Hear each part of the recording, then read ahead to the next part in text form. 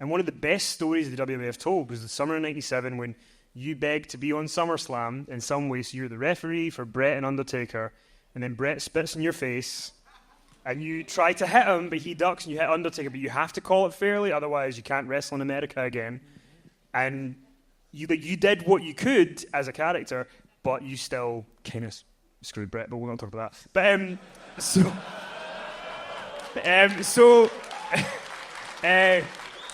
And then it's a really well told, subtle story on TV of, Shawn Michaels comes out and he's like, I did what I needed to do, but the fans are booing sometimes. So you end up, going with Hunter and China and forming D-Generation X.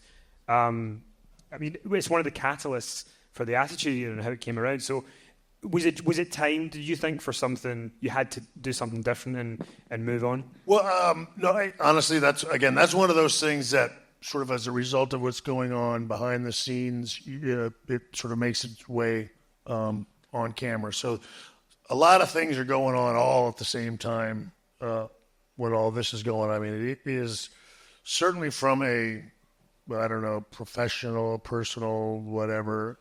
I mean, it's even the WWE, just it's like chaos. There's a lot going on. To your point, I mean, WCW is going. There's animosity with Brett and I. There's there's me.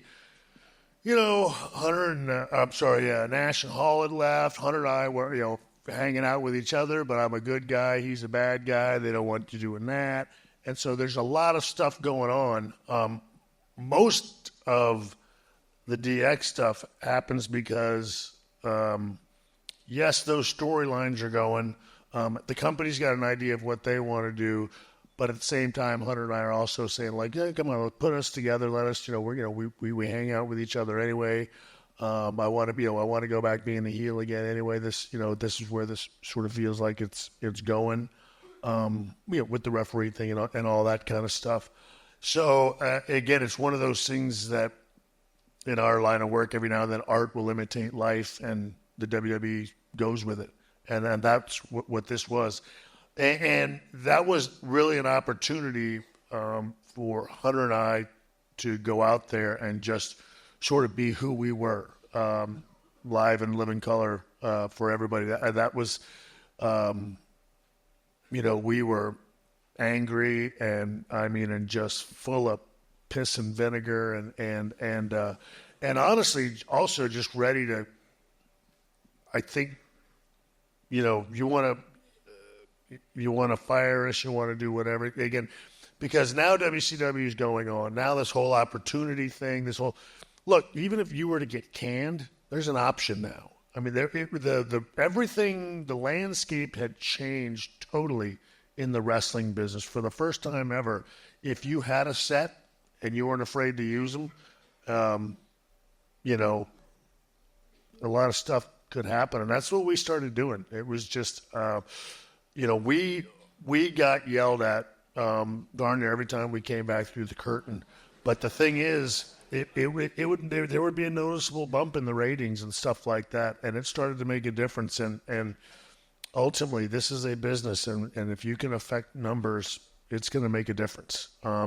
And you'd be surprised the kind of leeway you can get. And like I said, there was an awful lot going on. And also, look, you have to understand. Again, very differently, we were just a family-owned business, and it wasn't publicly traded. There was one person, the entire world that you had to convince stuff or run something by or ask if it was okay or if it was okay or if he didn't care or if he thought it was funny or whatever. It was his freaking world, and that was, again, done.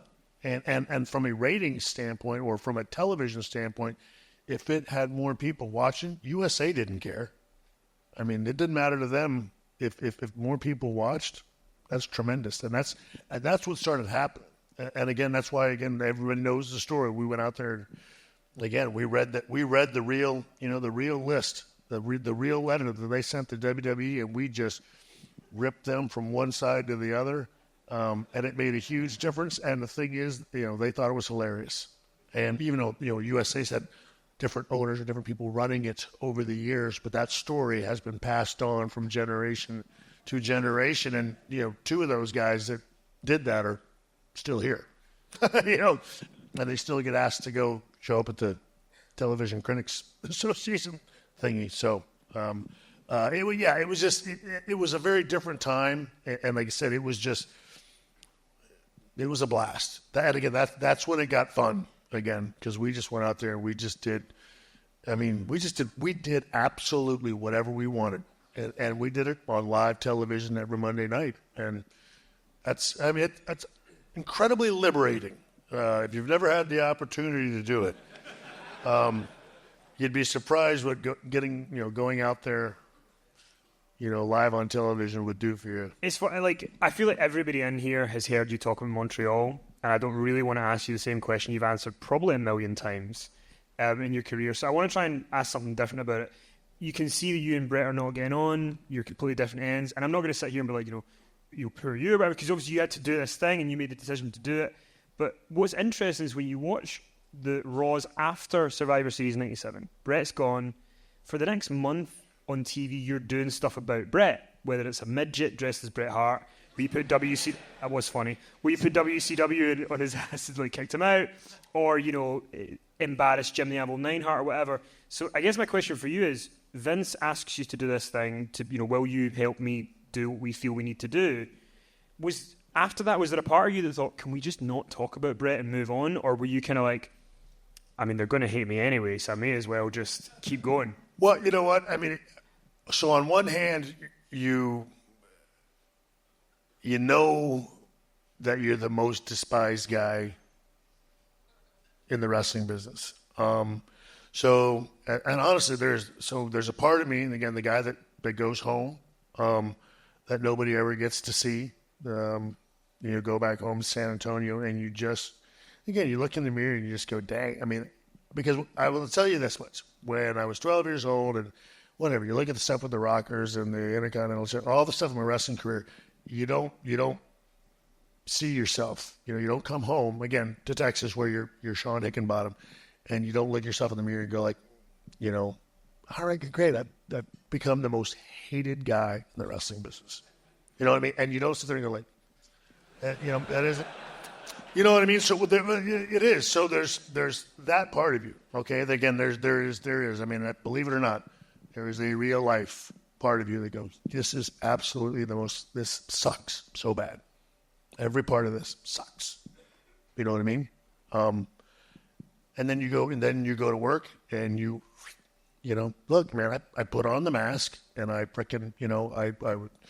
You can't do something like that, in my opinion, and I will confess probably wrong and everything else, but at that time, did not feel I could do that job with any amount of anything and have 1 ounce of break or guilt or shame or whatever. It had to be a freaking rock. And so I went back and I did it and I loved it and I shoved it in everybody's face and I freaking walked the walk and I talked the talk and then I went out there and told you I was going to rip the freaking house down. And I'd go out there and I'd rip the house down and I'd say, see, and then I'd walk out and that would be that. And then I'd go home and I'd go, well, and again, and I appreciate that. And years later, it's nifty and it's cool. But again, but then you would. I'd go home, you know what I mean? And sit there, at that time, single by myself, in my place and go like, this sucks. Because it's not how you pictured it being. You know what I mean? This feeling now. This is, and it eventually, got like this. Clearly, right now, but but at that time you didn't know that, and all I knew at that time was, God, this sucks. You know what I mean? Again, on one hand, I guess you got what you always wanted, Shawn. You're on top of the wrestling world, but it frickin' sucks.